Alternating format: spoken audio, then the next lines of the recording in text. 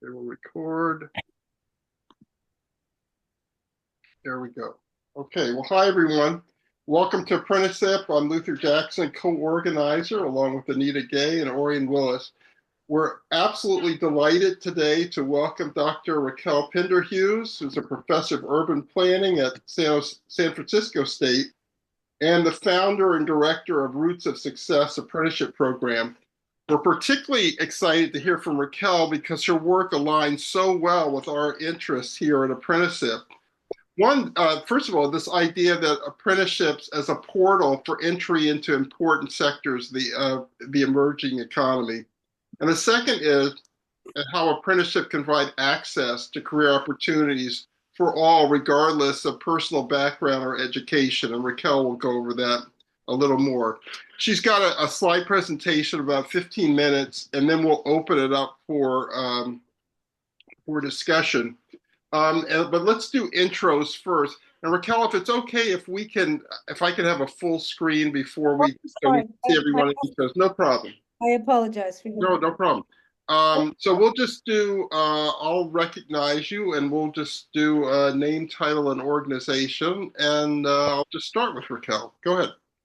Yes, well, I have been introduced, so really good to meet all of you. I've seen some of you on the screen as I looked at previous videos to learn more about the organization. Really happy to be here. And yeah, professor, activist, and you'll learn more about me as we go along today. Thanks, so nice to see you. Thank you. And I'm Luther Jackson, workforce consultant. Anita.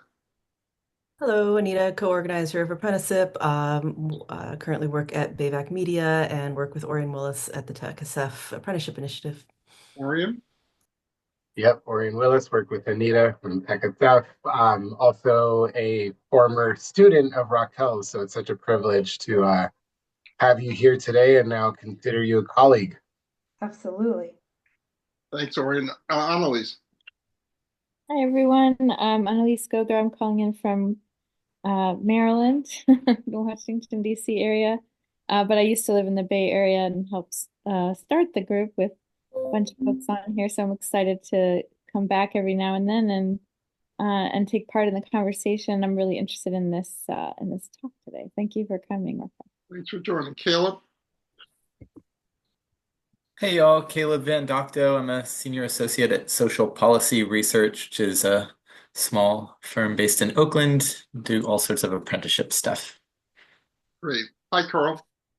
Hi, Carl Cimino, retired training director for Pipe Trades Training Center in San Jose, California, now working as a consultant for 66 Training and 1110s. Good to see you, Carl. Hi, Temple. Hi, no title, I'm just here to keep everyone honest, that's all. We always appreciate that. Thank you. Nicole. Hi, everyone. My name is Nicole. I work with Build Within. We're an intermediary for apprenticeships, working under a Department of Labor grant for Apprenticeship Building America. Nice to be here. Thank you for joining. Rick. Rick Rafey. I'm in Silicon Valley in Santa Clara, and I am that part of creating coding careers, which Mike will be talking about in a second. And Mike. Hey, Mike Robertson, the founder of Creating Coding Careers. We are a high intervention intermediary. We do a lot of work with transitioning service members based out of San Diego, Southern California. Rick is up in the Bay Area, helping us to expand into the Valley and hopefully very soon other states beyond California. So, we'll have to hear more about this as things move ahead. Thank you. Katerina.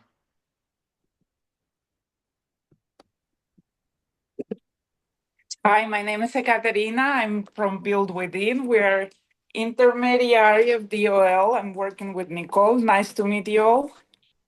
Oh, great. Thanks for joining us. Really appreciate it. Thank you. Okay, just quick round rules. After Raquel does her presentation, we want to get into a great conversation. Just please use the raise hand function, and I'll be happy to recognize you. After the presentation, probably around 5:20, 5:25, and we finish our discussion, Anita will wrap us up and talk about our next apprenticeship. So Raquel, the floor is yours. Thank you. I was told by Orion that there are normally slides, so I have prepared some slides, although it's not my style. But what I wanted to say is I have been advised to talk mostly about the structure of this apprenticeship, but I also have to talk about how it links to the pre-apprenticeship. And then as you'll also hear me talk about in just a few minutes, I also have to talk about the impact of the new administration in this conversation, because we're talking about jobs in environmental sectors, otherwise known as green jobs or green economy jobs. And obviously, the new administration has a lot of impact on everything. So I'm going to try to find a balance between being extraordinarily enthusiastic about the work we're doing and also very cautious about the implications of the new administration. So Roots of Success is a program that was created almost 15 years ago.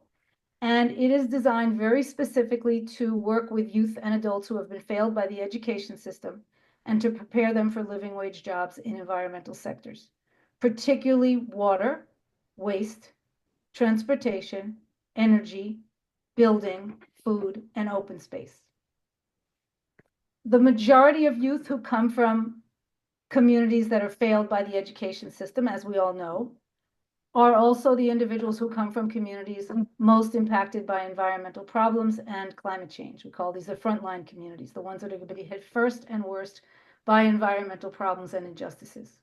So our mission at Roots of Success is to ensure that the youth and adults who come from the communities that are going to be hit worst and first by environmental challenges and injustices have the opportunity to benefit from the jobs that are associated with improving environmental quality and addressing environmental challenges and injustices, and climate change is incorporated inside of that mix. Often called green jobs, a concept that is obviously very, very much unpopular with the new administration. But the research shows consistently, including my own research, that green jobs were, up until very recently, and I think it's still the case, I don't know for how long, growing faster than jobs in other sectors. I'm going to show you some data on that. And that, very importantly, that entry-level jobs, the jobs for which people did not need a college education, paid higher wages, provided benefits, and had more occupational mobility than jobs in the service sector, which would normally be accessed by individuals with considerably lower levels of education and other barriers to employment. So the idea here is that these are good jobs, these are high-road jobs. And the next slide is going to document the projected job growth. And we can talk about the salaries associated with some of these positions between 21 and 31, much of which, as I say on this slide, would have been accelerated by the Inflation Reduction Act, which has now been suspended. But I think it's really important to say that even with the huge changes that the Trump administration is going to bring, financial necessity and existing policy and laws at the state and local level will definitely make it possible for green job growth to continue. These are jobs, again, in the water, waste, transit, energy, building, and food sectors. It's just that the growth is going to be slower and more reduced. And we know, for example, in electrical vehicles, solar, we're seeing that, as we speak. But if we were living in the world 6 months ago, these numbers would have been hopeful if the Biden administration had continued. And we see enormous job growth in the areas of water, waste, energy, transportation, building, higher job growth than in any other field. So you can look at some of these jobs, you can look at the numbers, and you can also look at the wage scale, which I was going to provide, except that, since these jobs are going to grow more slowly, I'm not going to spend a lot of time on them. But lots of job growth and very high salaries compared to service sector jobs. Our apprenticeship needs to be understood in relationship to our pre-apprenticeship. And importantly, as I'll talk about in a little while, our program began 15 years ago when jobs in environmental fields were ramping up very, very quickly. And for about 12 years, we operated our program without being a registered apprenticeship and pre-apprenticeship program. We became a registered apprenticeship and pre-apprenticeship program in 2022. So that's recent for us, but we have a lot of data and a lot of work that we've been doing since. So just keep that in mind. Okay. Our program, as I said, is designed to train youth and adults who come from low-income communities for jobs in these sectors. That work continues for us under the rubric of our pre-apprenticeship. our pre-apprenticeship. Our apprenticeship is designed to facilitate our pre-apprenticeship, which is not the way in which all apprenticeships are organized. So our apprenticeship is designed to create the first generation of environmental educators, career technical educators who are environmental literacy specialists. This is the first and only apprenticeship of its kind in the nation and in the world. And it's the fact that we were registered at the federal and state level, multiple state level, is recognition of the fact that there is an understanding that understanding and being prepared for work in environmental sectors is now a sort of requirement of the society globally and within the United States. And we need CTE educators who can prepare people for environmental jobs. Our apprentices fulfill their OJT hours by teaching our pre-apprenticeship course. And our pre-apprenticeship course prepares individuals for jobs in these sectors, particularly 70 jobs and 111 career pathways. Our apprenticeship is registered with the federal government. And as you know, the federal DOL registers your apprenticeship and then you run your pre-apprenticeship. But at the state level, for example, in California, both our apprenticeship and pre-apprenticeship are registered. We are a non-traditional apprenticeship designed to train educators. So we're very different than a traditional trades apprenticeship, obviously. Our Own It code is associated with career technical education in secondary schools. We work well beyond secondary schools, but the idea here is that we're training people to train people to do the work. Just like you'd have a CTE electrical, CTE plumbing, CTE shipbuilding, it's actually, or CTE coding, it's no different.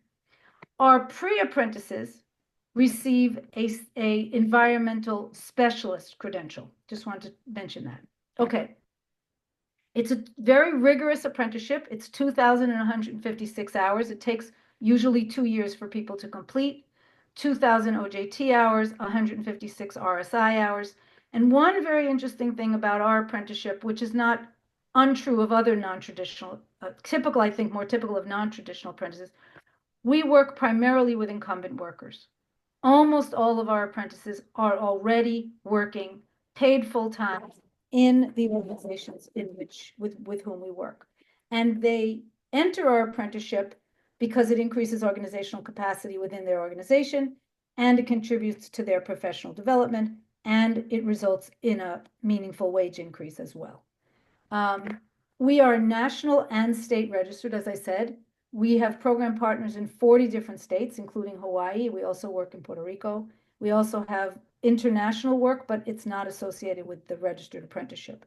And we work, very importantly, in community and carceral settings, the places and spaces where youth and adults who have been failed by the education system and many other systems find themselves. We work in high schools with large numbers of youth who are dropping out. We work in youth programs like AmeriCorps, Civic Corps, Conservation Corps, Youth Build. We work in traditional job training programs that traditionally are offering work in the trades, but see our environmental focus as expanding the opportunities that they're training people for. For example, electrical training people for jobs in the energy sector, or plumbing training people for jobs in the water sector. We also work with reentry programs, and very importantly, we work with prisons, jails, and juvenile facilities. About 70% of our apprentices and pre-apprentices are incarcerated at any one time. That explains our very high numbers, which I'll get to in a minute. As I said, we were started in 2009. So when you look at our numbers, when we say that almost 30,000 individuals have gone through our program, that is true, but not all of them went through what is now the registered apprenticeship program. Since 22, we've only had 3,000 individuals that have gone through the pre-apprenticeship program. And we've trained almost 3,000 apprentices. Our number is now like 2,800. But again, only about 110 of those are registered in the apprenticeship with the federal and state governments. So just want to be clear about the numbers, that our numbers are very, very high, but the apprenticeship and pre-apprenticeship numbers formally. In California, we currently have 8 apprentices and 240 pre-apprentices, if you're kind of interested in those numbers. Okay, because we work in community and carceral settings, we are uniquely positioned and unusually positioned to have two separate registrations with both the federal government and with every state within which we are registered. And this is because we have a different wage scale for our apprentices who are incarcerated, all of whom are paid full-time to go through our apprenticeship. Another very unusual feature of apprentices inside of prisons, but obviously the wage scale is cents on the dollar, not dollars on the dollar. Our OJT hours are fulfilled as apprentices teach in a classroom setting, and they are teaching a course that provides their students, our pre-apprentices, with the knowledge and the skills they need to work in 70 different jobs, as I said, in these multiple sectors, and also 111 career pathways, which would require more advanced study. And the RSI hours are fulfilled through mentorship and activities, which I'm happy to talk about if you want to. We have customized versions because we work in so many settings. I thought it was important to say that we have customized versions of our pre-apprenticeship course. And we customize the mentorship component of our apprenticeship because we are working in carceral and community settings, which are very, very different than one another.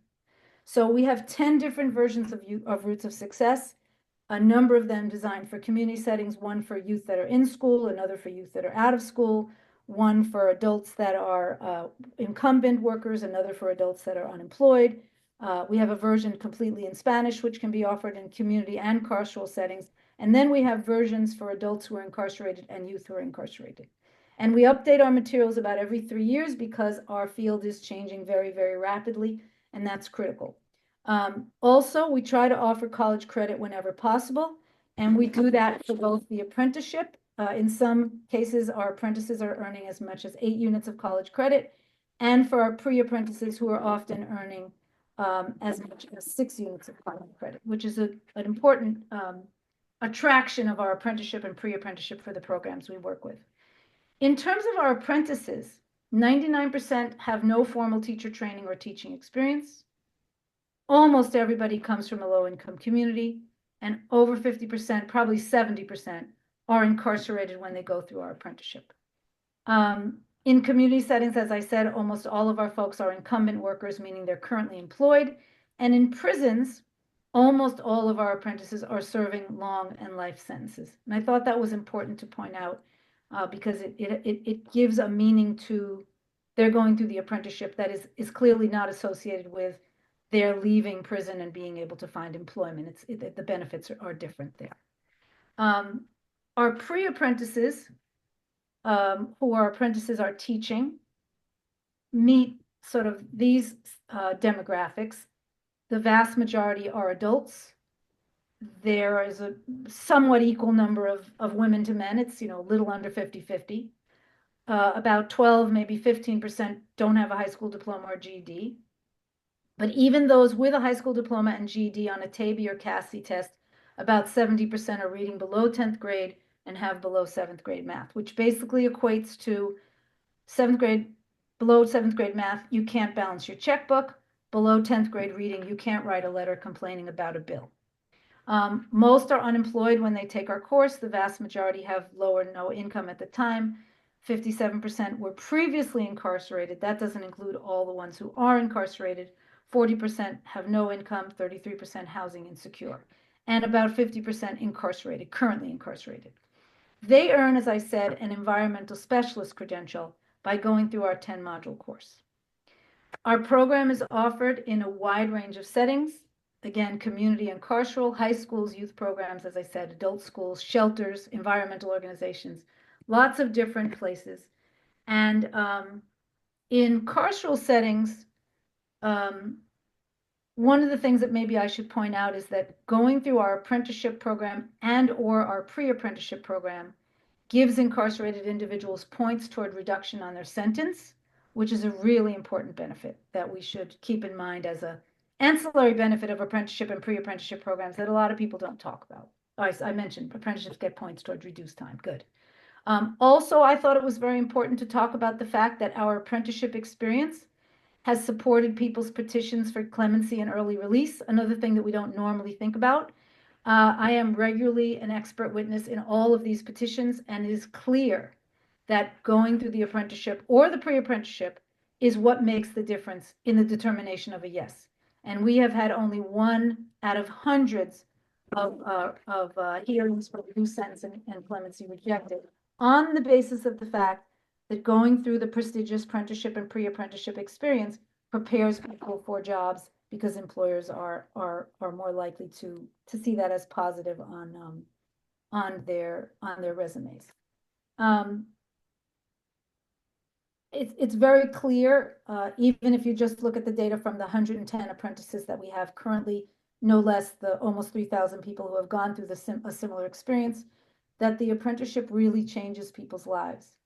100% feel prepared to be teachers. Remember, 99% had never taught in their lives anything. 100% in the community are employed 1 and 2 years later in jobs in the field. 100% obviously have received wage increases in community settings. And as I said, 99% of our apprentices who applied for clemency or early release were granted on the basis of their being able to use their apprenticeship credential to find work. Even older men and women who obviously are have barriers to employment. And amongst our pre-apprenticeship graduates, I wanted to also say, they also benefit enormously from being tutored by our apprentices, being taught by our apprentices. 75% finding employment within 3 months, 70% remaining employed 6 months later. I wish I had a longer trajectory, but the programs we work with don't keep the data. And 80% working in environmental fields. The number pursuing further education we're currently collecting, but the data is not all in. It's at least 50% going on to advanced study. And part of the reason for that is our apprentices are trained to educate and prepare their pre-apprentices for not only the 70 jobs in these sectors that we are ready for them to go out and get, just as a consequence of going through our pre-apprenticeship, but also to talk about these 111 career pathways and have people understand that this is a stepping stone to a long career with occupational mobility and change built in over time. And that, again, that's a specific part of the training that the apprentices receive as they learn how to train people for jobs in the field.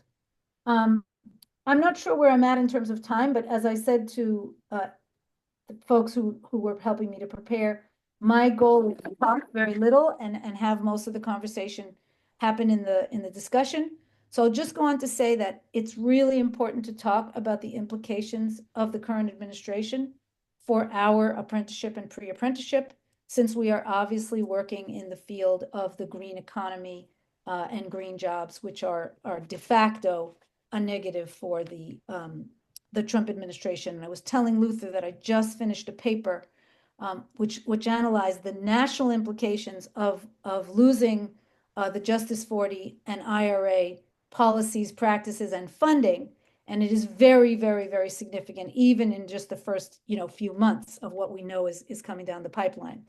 However, that said, registered apprenticeships seem to be in good standing with the Trump administration. I was surprised to hear Bondi, our Secretary of State, talk about the fact, Attorney General, talk about the fact that she was in favor of job training for reentry because she understood or recognized that so many people come home and they needed to be prepared to enter society. But I do think that the trigger word of environment in our environmental literacy instructor title and our environmental specialist title is something we need to talk about. And we just had a series of meetings yesterday with our California and federal staff to talk about the implications of changing our credential, not the CTE instructor component, but maybe infrastructure is a word that we want to use instead of environmental, because basically we are preparing people for jobs in the infrastructure. So just wanted to kind of raise that. Really happy to talk about that because these are really important issues for our apprenticeship. And I also wanted to say that I have, again, with many colleagues around the country, I think JFF is one of the people doing some of this research, been looking at some of the local and state level legislation, which is designed to move us towards what might we say, greater sustainability, clean energy, sustainable ag, however you want to think about it. And there are tons and tons of policies on the books that are designed to save states and local jurisdictions money related to energy, water, and waste costs. So I haven't given up hope, and I think the field hasn't given up hope that there still will be job growth in these sectors. But we clearly understand that the implications of the Trump administration in terms of the funding being suspended for IRA and lots of other things being suspended is going to put a damper on some of the job growth. That said, I think there are lots of benefits to the work that we're doing, training people to become teachers.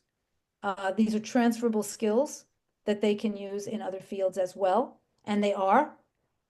Many of our folks are working in nonprofits, for example. Many of our apprentices are not necessarily teaching our course or teaching environmental literacy, but working in environmental organizations. So I think there are radiating jobs besides the ones that we're preparing people for. So that said, I think I'll stop here and stop sharing and look forward to a lively discussion.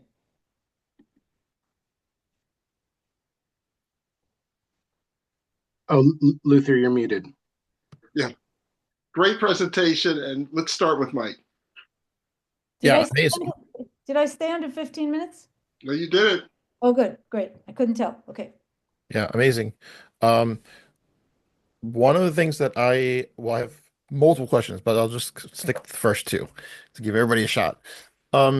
So one of the things that I have been sort of frustrated by is that my understanding is in California, CTE instructors to be able to work inside of a high school environment and to get their credential need to have 3 years of relevant industry experience. And so you're nodding your head yes. And so I'm wondering, have you found a way around that, or are they not seeking a CT credential and that's how you're able to, like, they're not credentialed CT instructors, but like you mentioned, they're teaching inside organizations where they're maybe not in an actual high Right. school or environment. So that'd be question number one.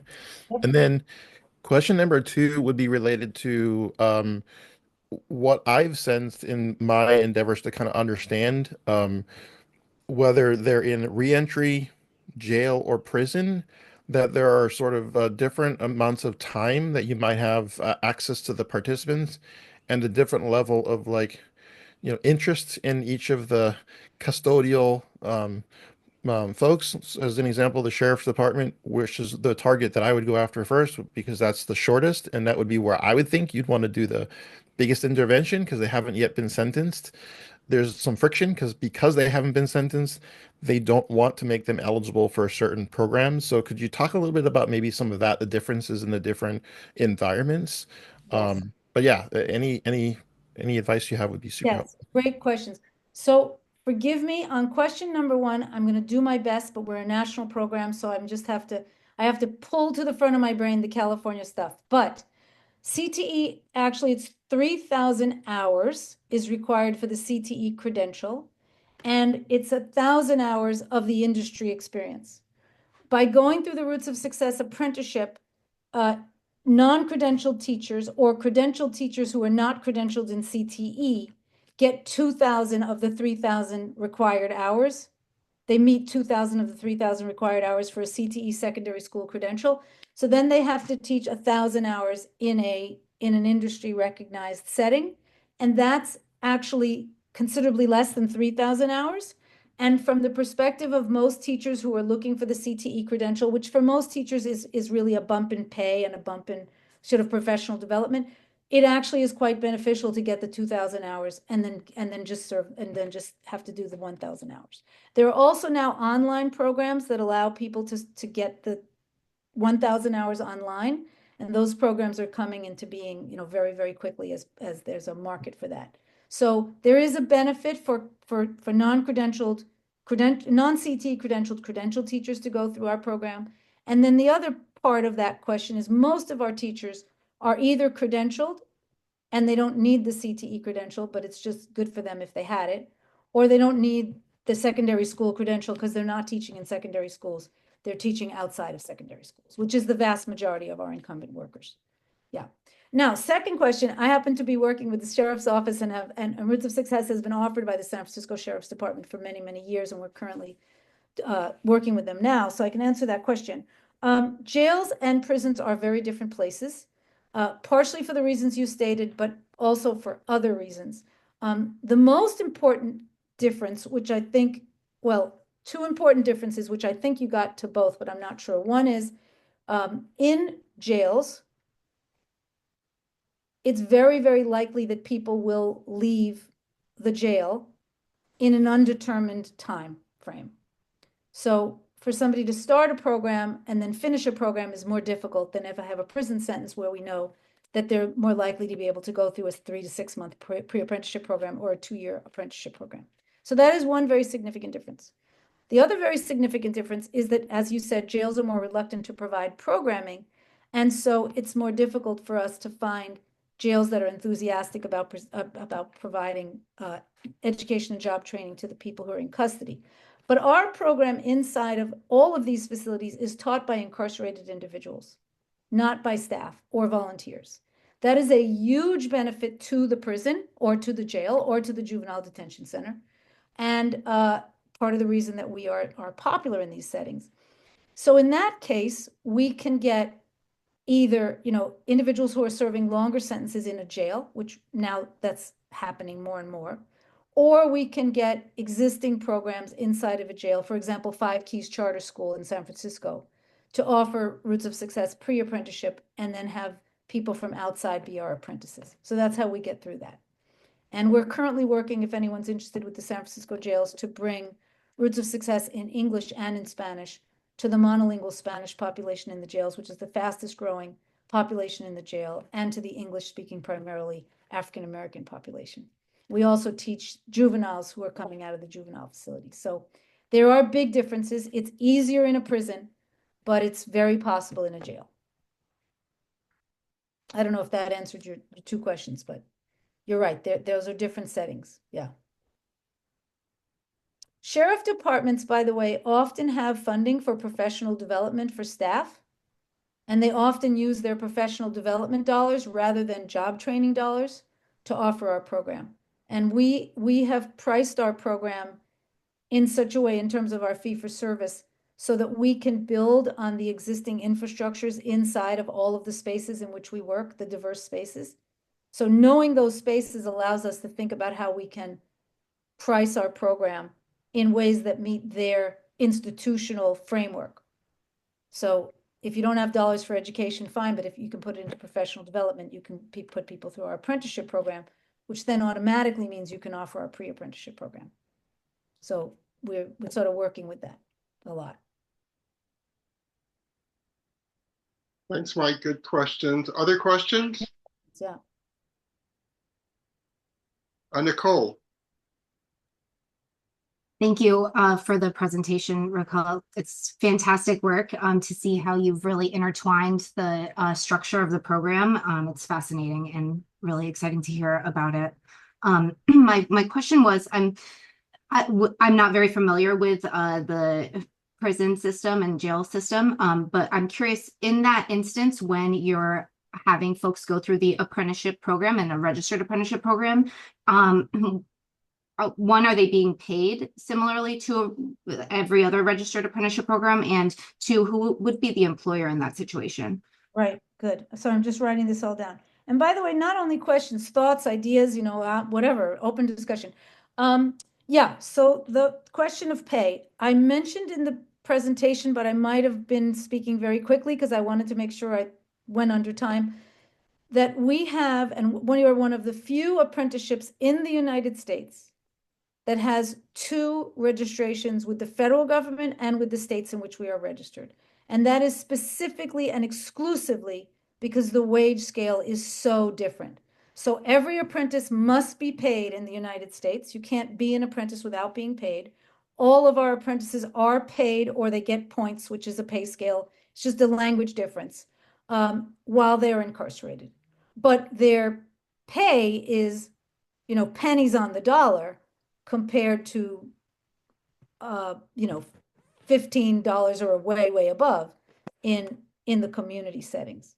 So yes, they're all paid, and that's a requirement that must be met. They're paid in our apprenticeship for both their OJT and their RSI hours, which is not required by the feds, but it's obviously considerably less. I am part of a movement that is working to increase the pay for people who are incarcerated, but until we get there, we work with this.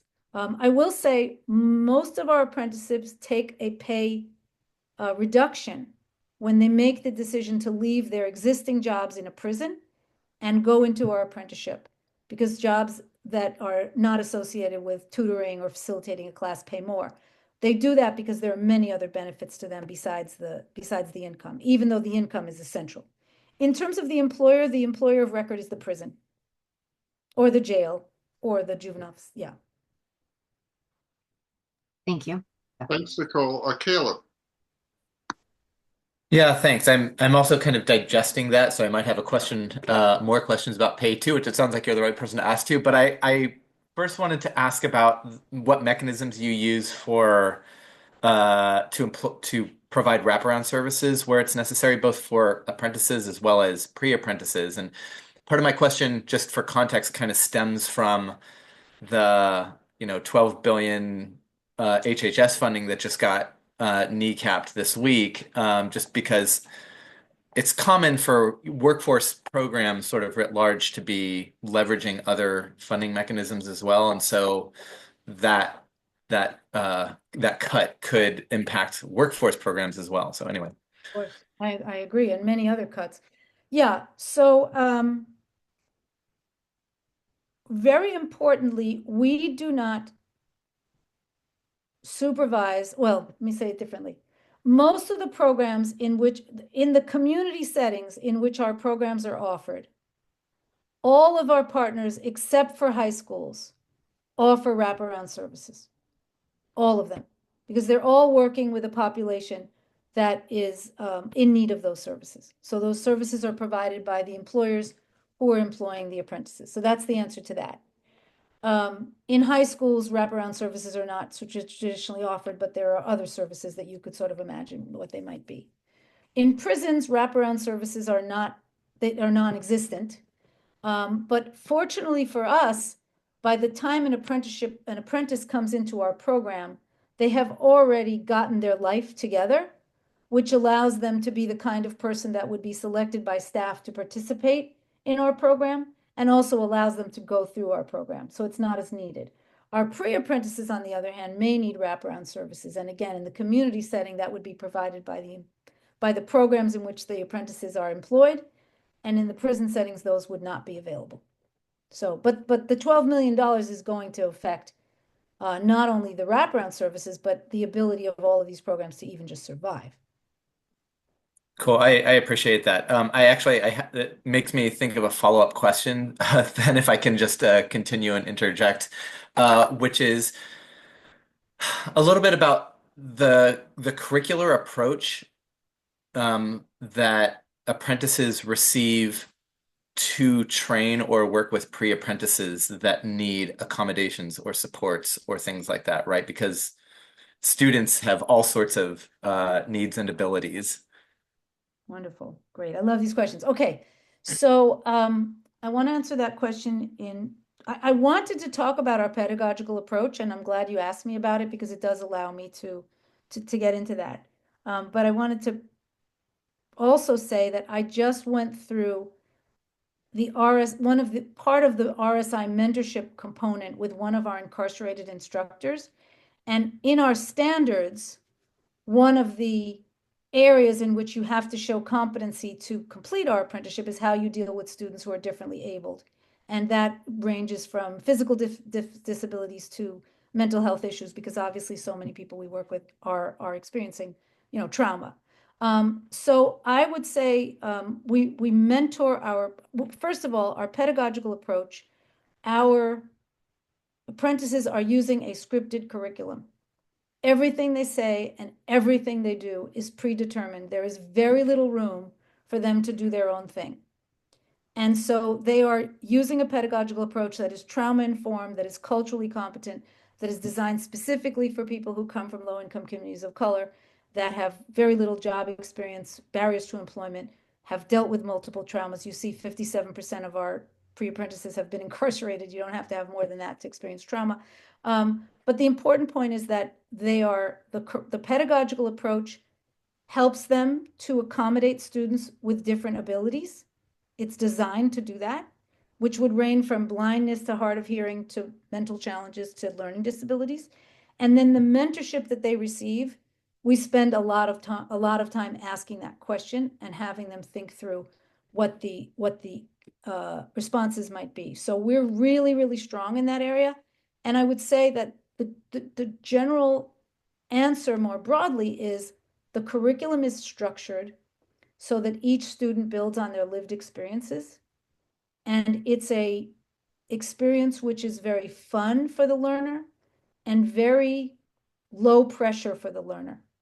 There are no right or wrong answers. There's no particular way of showing up. You're building on your lived experiences in order to learn more and more. And so it's trauma informed in that way. The content and the multimedia content front and center the experiences of low-income communities of color who are our students. So there's that element as well. And then we talk very specifically about accommodations at the very beginning. And everyone is tested for accommodations, and we meet with every apprentice meets with every student 4 times, during which time they're talking in the beginning, in the initial intake, about accommodations. So we're very, very attentive to that. It's very important for us. Yeah. I don't know if that answers the entire question, but. Yeah, totally. I appreciate that. Thanks, Caleb. I'd like to hear from Mike and then Erwin, please. Awesome. So I'll ask my two next questions. Can you tell me if there's any significant difference in the way that you look at state versus federal penitentiaries when we're talking about the prison system? Oh, yeah. And then can you share just a little bit more about the mechanics behind, if the facility is the employer of record, are you forwarding funding from them, or do they have funding available for programs? Okay, good. All right. So we work in both state and federal facilities, and they are very different.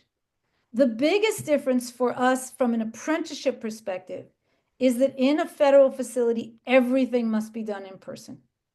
And in a state facility, especially post-COVID, and remember, we became an apprenticeship program during COVID, so we benefited from the technological willingness and openness that was created during COVID. We can mentor and meet with our apprentices through the internet. In a federal facility, we cannot. So the biggest challenge for me, Mike, is that I have to go to every federal facility we work with around the country, and I have to work with and mentor our apprentices in person. And that takes weeks and weeks of time out of my life. For example, next month, I think it is, I'm spending a month moving between 3 federal facilities to mentor and meet with the apprentices, which has to happen. Whereas today I was able to meet via Zoom for 2 hours with an apprentice in a state facility. And the way that that is facilitated is that the staff who are the liaisons to our program bring those individuals into their offices and allow them to meet with us on their computers. And that is all in the contract that we sign with facilities, but federal, FCIs do not allow anything in person. So that's the biggest challenge for us in terms of the apprenticeship. Other than that, there really isn't that much difference structurally working in a state or a federal facility from our perspective. It's a scripted curriculum. We train everybody. Not only do I have to meet to mentor, we have a very serious training period in which we begin our RSI component. And I have to do all of the training, or we have to do all of the training, the journey people, in person in a federal facility. So we have to go to the federal facility initially to start our program. And then we have to go to the federal facility multiple times over 2 years in order to mentor our apprentices through their RSI hours. So that's the biggest challenge for us. It's a big, big, big challenge. In terms of the funding, we never give anybody any funding. We receive funding. We don't have any money to give. We're not grant funded. We're a fee-for-service organization. We're a nonprofit, and a small one at that. Our programs are paid for by the prisons, jails, and juvenile facilities themselves. They pay for them from very varied sources of funding. Some state facilities pay for them by the savings that they receive when water, waste, and energy reductions occur. One of the secrets behind Roots of Success that I didn't talk about because I didn't think it was that relevant, we save prisons millions of dollars. Literally, we have the numbers on that on our website. You can look at that, hundreds of thousands of dollars a month, because our graduates who are in the thousands change their behavior in terms of how they use water, waste, and energy. And so that everything is reduced. So some people pay for it out of a recycling budget or an energy budget that has been reduced. Other programs pay for it out of their educational dollars. Other programs pay for it out of their job training dollars. But all of these facilities pay for it out of their own funds. And they pay the apprentices out of their own funds. We don't provide any dollars. We do participate with some departments of labor in grants that they receive from usually federal agencies. And in that case, our program could be offered by DOL for free to a facility, usually a federal facility. But in the vast majority of state cases, they're paying for it out of their own dollars, out of their own funds. And they're paying for it because they understand that the vast majority of their population will go home and that they need to be job trained and that a pre-apprenticeship credential has more value than some other job training or education programs. And the apprenticeship happens to come along with the pre-apprenticeship. It's the pre-apprenticeship that these programs want. They don't want the apprenticeship. That's where I started. They want our pre-apprenticeship, and we want our pre-apprenticeship. But in order to get our pre-apprenticeship, we need our apprenticeship. And we get these unintended consequences for our apprentices because of the way we organized our model. Thanks for the question. Great response. Erwin. I apologize. I missed the front part of your presentation. I have two questions. One is, do they get any training in dealing with conflict that often happens in instructional environments? And the second question, so I'll throw it out for you, is do you ever get any feedback from people that have graduated the program about what they wish the program would have included in retrospect? So I'll answer the second question first, because that answer is every single one of our students and every single one of our instructors, almost 30,000 people, fills out a survey at the end of our program that's very in-depth. And one of the questions is, what else would you want? And the answer is always more. When I met with this apprentice today, he said, my students want the second class. Everybody wants the second class. Everybody wants more. There's very few people who say, we think you should change this up or that up. Maybe the other comment would be, could you give us more current information? Because we update every 3 years, which means we're constantly updating. And so our videos might be 3 or 4 years out of date. Our statistics might be 3 or 4 years out of date. So I would say keeping up to date is really important, and we try to meet that goal. But what everybody wants is more training, more information, more talk. In terms of conflict,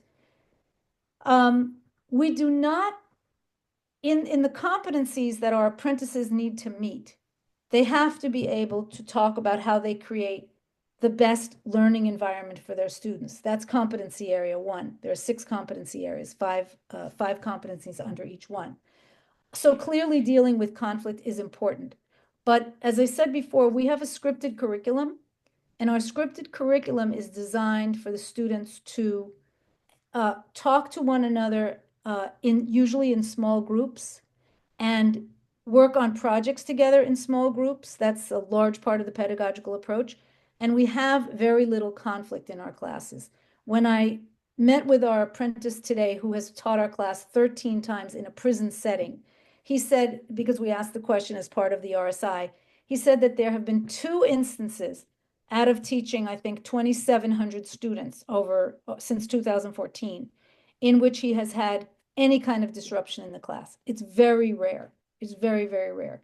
But we do have a trauma-informed curriculum, and we do spend a lot of time talking about how you help people to deal with trauma. I wouldn't say that that's necessarily conflict resolution, because that's not how we talk about it, but we must help our educators, our apprentices, understand how you mediate and work and create the best learning environment for diverse students, most of whom have dealt with serious trauma or are in very trauma triggering environments.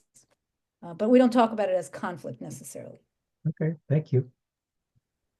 Thank you for that question. Any other questions? If not, I have a quick one. Oh, Anita, go ahead. I'm actually asking on behalf of Orion. I don't think this was addressed, and I'm sorry I was off camera. I was grabbing a quick bite. But Orion asks if you could please share what your goals are for the future of this work. And that's a very broad question. No, it's a great question. Well, from a very practical point of view, as I said before, if you had asked me the question 3 months ago, I would have answered it differently. From a very practical point of view, the most immediate goal for the future is to see whether keeping the environmental literacy and environmental specialist credentials are the right ones moving forward, because this administration is going to be in place for a long time. So that's a very important goal for the future. We have to figure out where do we fit within the new context, not only the new context of language and ideology, but also funding. How do we potentially, meet the needs of our programs, as Caleb has said, that are experiencing, already experiencing and going to experience huge cuts, and also vulnerable populations like undocumented immigrants with whom we also work. So that's a goal for the future, is to figure out how to work within the context of the Trump administration. Broader than that, I would say we have two goals. One is to be better known. We have no bandwidth for anybody to know about us, so we only grow through word of mouth. And so we're constantly figuring out how do we spread the word about this really good work that we're doing. And the other is to reach further. We don't have any goals to change our program, to grow our program, to expand our program. It's been in place for 15 years. We've done that over 15 years. We've expanded, we've revised, we've changed, we've gotten better. And of course, we're always open to that. And I think the other thing we'd like to be able to do with additional funding is we'd like to be able to support everybody to be more connected to actual employment opportunities. Right now, that happens with the programs that are offering the pre-apprenticeship. We would like to be engaged in some of that work as well. So I would say very simple goals, straightforward. Thank you for that. We're getting close to the end. I just want to point out Caleb has an important note about kind of framing in the chat. So please take a look at that. Temple, you have something really quick? This is to answer Rachel's last issue about energy. For energy, it's basically finding cheap sources of energy for the US. Okay, so instead of environmentally green energy, you might want to go towards lean towards cheaper energy, more efficient energy, and more cost-effective energy, because those are the goals in the energy sector. Okay, I do have an energy background, believe it or not. When I was in school, my instructor was the father of the fusion project here in the US. But the thing is that's what the energy sector is after, is better, cheaper, and faster. Okay, and that's a very good point. But within the limited time that we have, that's really a different and complementary conversation. It's not the same conversation. It's where you ought to direct your goals towards, because otherwise people look away from you. Okay, because that's the goal of the energy sector. It's to find cheaper and more reliable sources of energy and have it available. Okay, and that's what green energy is. It's basically free. It's almost free energy. Okay, the cost is in making the solar panels or the wind turbines. Okay, the thing is that, is it actually cheaper? And you have to substantiate it. Otherwise, it really isn't, because not all green energy is cheaper. Okay, let's face it. A lot of it's smoke and mirrors. Simple. Thanks for your comment. We're getting right to the end. Mike, you have something super quick, and I also want to point out Annalise made an important point in the chat. So please take a look at that. Mike, you have something super quick. You're on mute. Can you share your contact information, Raquel? I'd love to follow up. Yes, I will put it in the chat. Sorry, I was just reading the chat. Thank you so much for that. I'll also be following up with you all with as long as you're on our email list, with the link to the recording and the slide deck. Okay, well, Fabulous presentation, fabulous questions. It's been a great apprenticeship. Anita, you want to wrap this up, please? Sure. And I put in the chat a few links just to save on time, but join our meetup group to be kept in the loop on future sessions. We're making these bi-monthly sessions at this point. So our next gathering will be in May 28th. TBD on the topic. So I also put a little survey link in the chat asking folks to fill out your thoughts for today's session and anything you'd like to hear about in future sessions, because Orion, Luther, and I meet regularly and have connections in all areas of apprenticeship. And so would love to bring in some new topics. Your suggestions are always helpful. And as I noted a moment ago, I will send a follow-up email as long as you're on our email list. So put your email in the chat if you're not sure. You'll get a copy of the slide deck, Raquel's contact info, and the link to the YouTube video, which all of our sessions are on YouTube. So thanks for joining us today. Thanks, everyone. We look forward to seeing you at least on this screen in a couple months, but please keep in touch. Great conversation. And Raquel, again, thank you so much. Thank you so much, Raquel. This is amazing. Thank you. I hope you can give me some feedback, but at another time. We will. All right.